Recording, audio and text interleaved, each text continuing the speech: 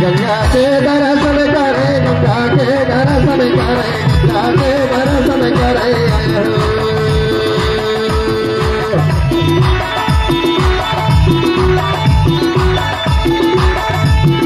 गंगा के दर्शन करे गंगा के दर्शन करे गंगा के दर्शन करे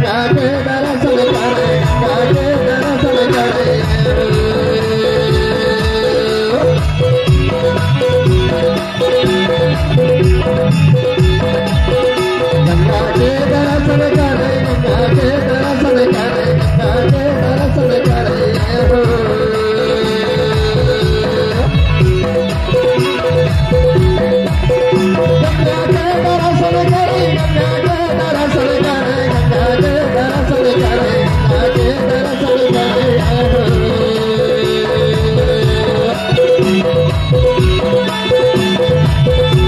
के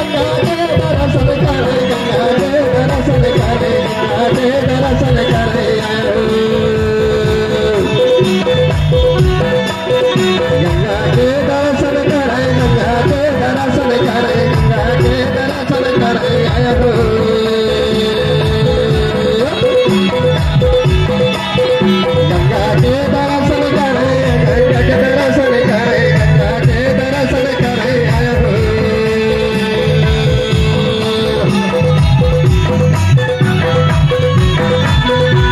करे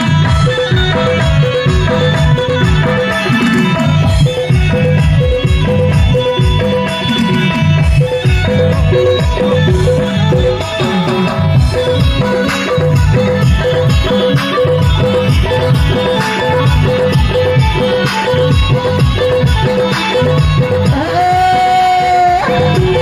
के दर्शन करे गंगा के दर्शन करे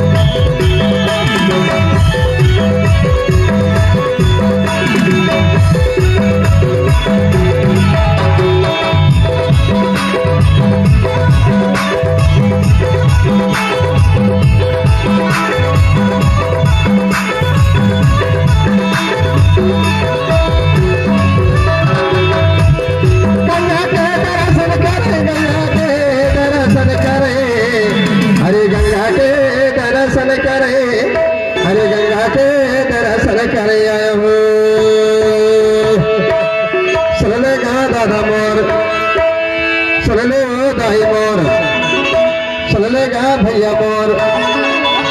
अरे सुन ले बहनी मोर गंगा के दर्शन करने आया हूँ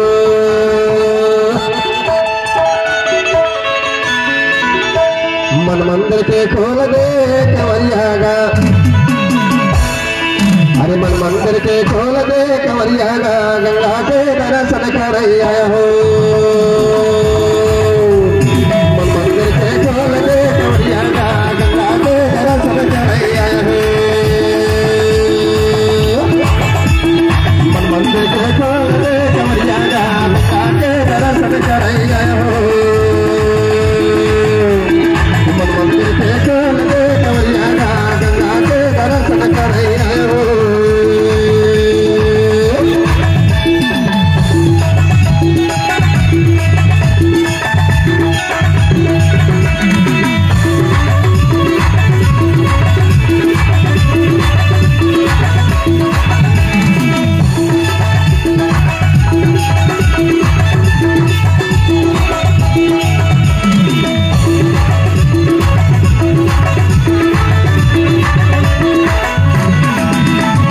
मंदिर के खोले कंवरिया गा गंगा के दर्शन करे आए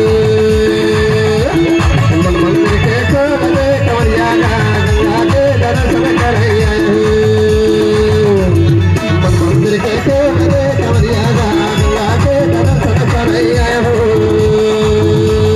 मन मंदिर के खोले कंवरिया गा गंगा के दर्शन करे आए मन मंदिर के खोले कंवरिया गा गंगा के दर्शन कर आए हो।